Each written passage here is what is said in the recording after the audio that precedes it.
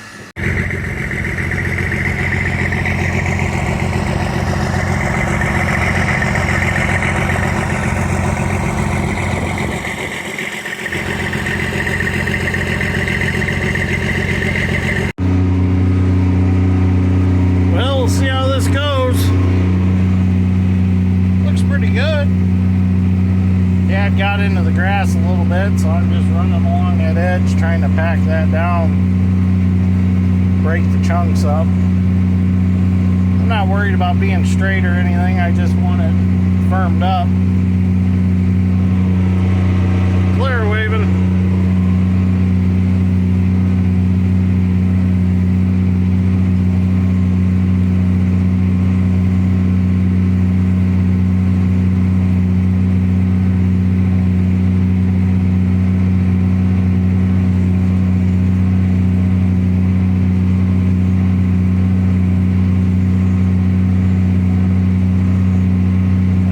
Sod along there. Where my crane was sitting.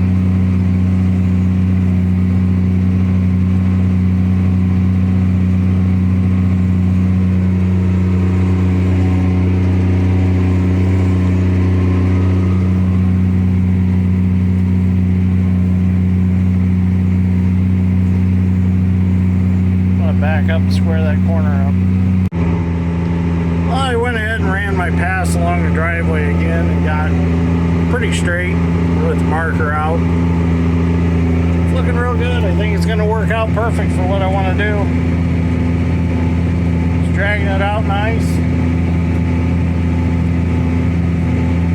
I don't have the planter sitting all the way down. I actually got it set with the down pressure pretty heavy for no-till. So I just picked the toolbar up a little bit so the row units weren't so heavy. I'm going to let this get some rain on it. It's supposed to rain tomorrow afternoon. Let it get a little rain on it, and I'll come back and drill it. Probably have to use Dad's 720 to drill it, so I don't have to unhook my 620 off the feed grinder.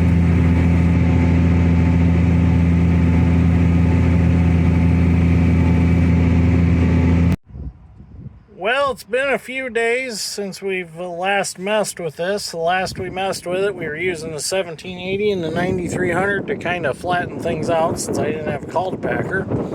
But it's gotten some rain on it like I wanted it to. And I apologize for the wind. If it's not storming and raining, it's sunny and 50-mile-an-hour winds. So there's just no happy mediums this spring. I was hoping for a nice calm day to make some video. So what I'm going to do is I'm going to go ahead and I'm going to use this crow's foot packer here to run over this because I think it tightened it up a little too much over the rain or after the rain, and I'm afraid that not enough soil is going to move around in the disturbance of the drill to get the alfalfa seed worked in the way I want it. So I'm going to go ahead and take this out of transport, use the WD Allis-Chalmers to run the crow's foot over there real quick, and once I get that done, we'll go get the 620. I got my Uncle Doug's drill, and we'll drill it. So we'll get the drill set for about 20 pounds the acre is what we're going to plant this at. I just had some potash and AMS spread on it. Actually, yesterday afternoon, they put about 500 pounds the acre on it, so it's good and heavy. So we know we got good fertilizer on it. So it should grow a pretty nice alfalfa crop as long as it comes up and grows.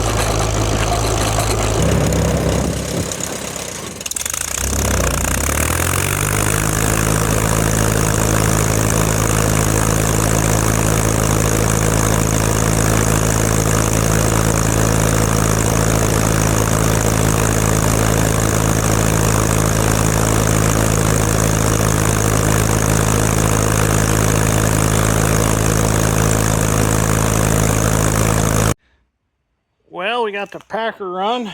Now we need some seed. So I got some Dairyland alfalfa seed here. I originally had enough to plant 16 acres. But since I'm not going to be planting 16 acres, I'm going to figure out what I'm going to do with the rest of this. Because it's not going to take very much at all to plant that up there. So let's get some of this seed loaded in the side-by-side. We'll take it up to the shop. And we'll get some dumped in and get the drill ready to drill it. Well, we got the 620 hooked to the grain drill here, and we're going to be using the front box on the drill. This box is for small seeds, so we're going to be putting our alfalfa seed in here and then relying on the turbulence that the drill makes in the soil to actually plant it. We're not actually going to be putting it down the seed boots behind the disc openers. We just want it to fall out on the ground and get drug around by the chains and just get worked into the dirt that way, because you don't want alfalfa seed very deep at all. So let me grab that bag and start dumping some in. So since this seed is extremely tiny and this don't open up very far, I decided to get a scooper and scoop it in. So I got this Dairyland alfalfa through my buddy Zach Green.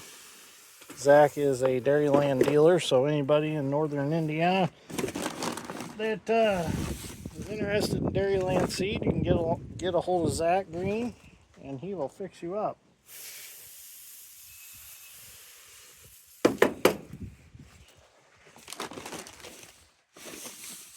I planted, for the last couple of years, I've planted Dairyland corn.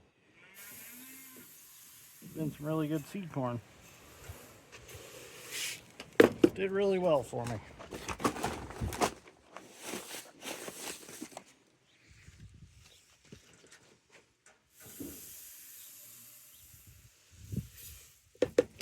Oops, I spilled a little bit. That's all right.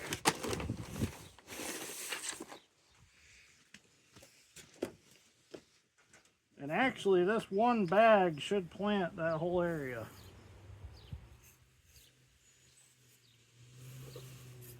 If it's a little heavy, that's all right. I got plenty of seed. All right, I'm gonna go fill the other box.